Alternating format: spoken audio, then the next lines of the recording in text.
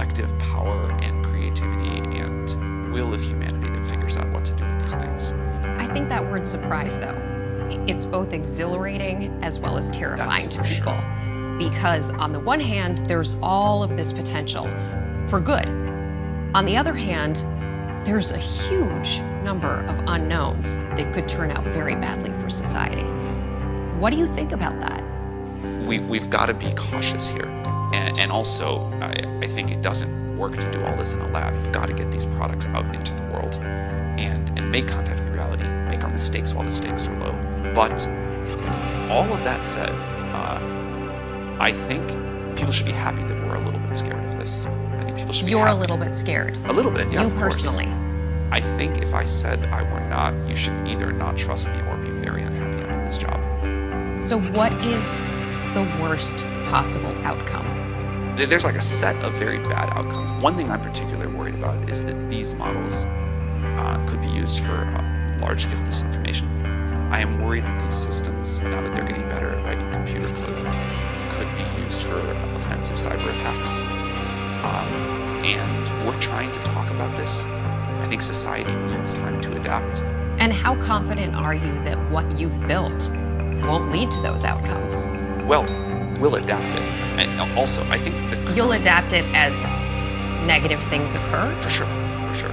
And so putting these systems out now, while the stakes are fairly low, learning as much as we can, and feeding that into the future systems we create, that tight feedback loop that we run, I think is how we avoid the more dangerous scenarios. Why put this out for the world to start playing with, to start using, when we don't know where this is heading?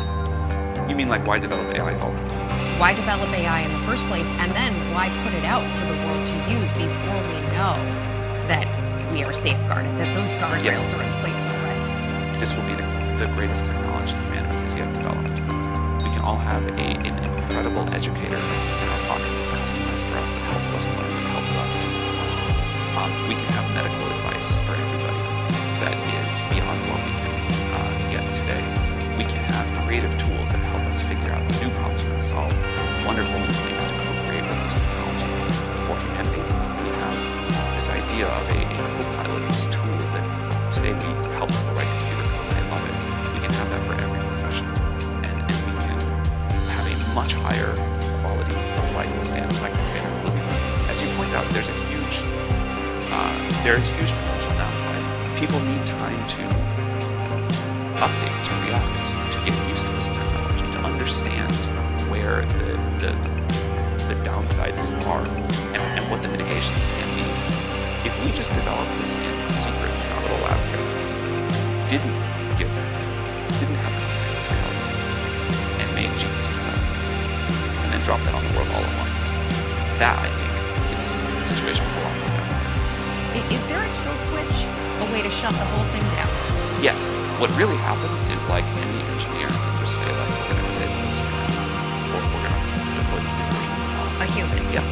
The model itself, can it take the place of that human? Could it become more powerful than that human? So in the sci-fi movies, yes. In our world, the way we're doing things, this model is it's sitting on a server. It waits until someone moves it.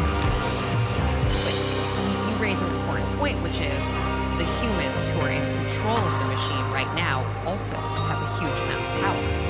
We do worry a lot about authoritarian governments developing this. Putin has himself said whoever wins this artificial intelligence race is essentially the controller of humankind. Do you agree with that? So that was a chilling statement for sure. What I hope instead is that we successively develop more and more powerful systems that we can all use in different ways, that get integrated into our daily lives, into the economy, and become an amplifier of human will, but not this autonomous system that is The this single one thing. controller, Yeah. essentially God. Really don't want that. What should people not be using it for right now? The thing that I try to caution people the most is what we call the hallucinations problem. The model will confidently state things as if they were facts that are entirely made up. And the more you use the model, because it's right so often, the more you come to just rely on it and not check like, this is just a language model.